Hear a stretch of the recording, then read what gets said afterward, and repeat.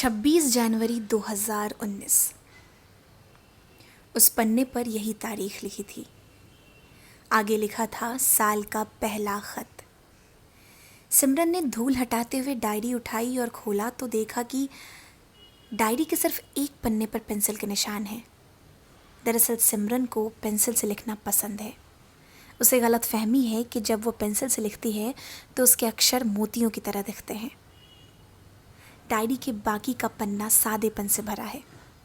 दिमाग पर थोड़ा जोर देते ही सिमरन की याददाश्त लौटी और ख्याल आया कि ये वही डायरी है जो उसकी दोस्त उसके लिए हिमाचल के पहाड़ों से लेकर आई थी। उसे उस हिमाचली मफलर और कुर्ते की भी याद आई। सिमरन इन सारी बातों को याद करते हुए कुछ समय के लिए फ्लैशबैक में चली गई।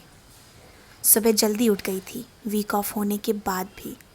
सोचने लगी कि ये सारी बातें कितनी पुरानी हो गई है ना। सब कुछ अब कितना आगे निकल चुका है।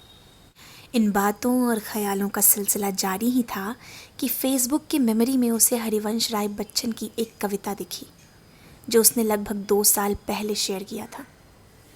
जो बीत गई सो बात गई। जीवन में एक सितारा था, माना वह बेहद प्यारा था। वह डूब गया तो डूब गया। जो बीत गई सो बात गई। मानो ये पूरी कायनात संकेत दे रही हो कि बदलाव ही तो नियति है, परिवर्तन ही तो संसार का नियम है। ठहरे हुए पानी में कीड़े लग जाते हैं। जीवन में बहते रहने से बेहतरीन कुछ नहीं होता। सिमरन कुछ सोचना नहीं चाहती, लेकिन वो मन में आने वाले विचारों को रोकने में नाकाम साबित हो रही थी। किसी भी तरह वो खुद को उन विचारों के जकड़न से मुक्त कराते हुए आज को सोचने लगी। डायरी का वो पन्ना पढ़ने लगी। मैंने तुमसे पूछा था कि हम जब साथ होते हैं तो हमारी बातें बहुत जल्द ख़त्म क्यों हो जाती हैं, या शायद बात करने के लिए कुछ होता ही नहीं है। एक पत्रकार के शब्द ख़त्म नहीं होने चाहिए। तुम भी अपनी इस बात से इत्तेफाक नहीं रख पाते। तुमसे मिलने पर सब कुछ शांत हो जाता है। तुम्हें देर तक देखते हुए कोई ख्याल नहीं आता।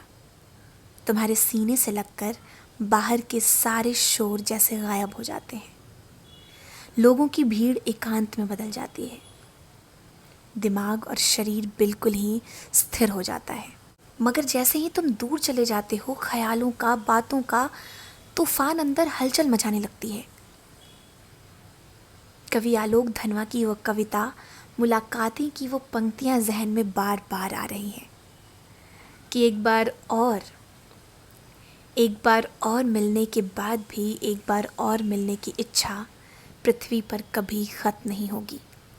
सच में तुमसे मिलने के बाद एक बार और मिलने की बेचैनी कभी ख़त्म नहीं होती।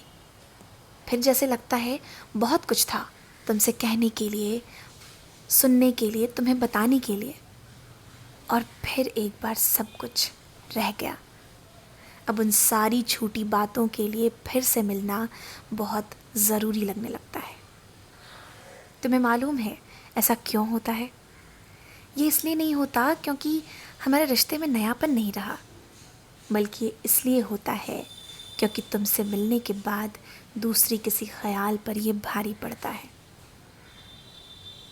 शायद दोस्ती और प्यार के बीच यही एक महीन अंतर है जो दोनों को एक दूसरे से अलग बनाता है। तुम्हारे लिए और भी बहुत कुछ लिखना बाकी है।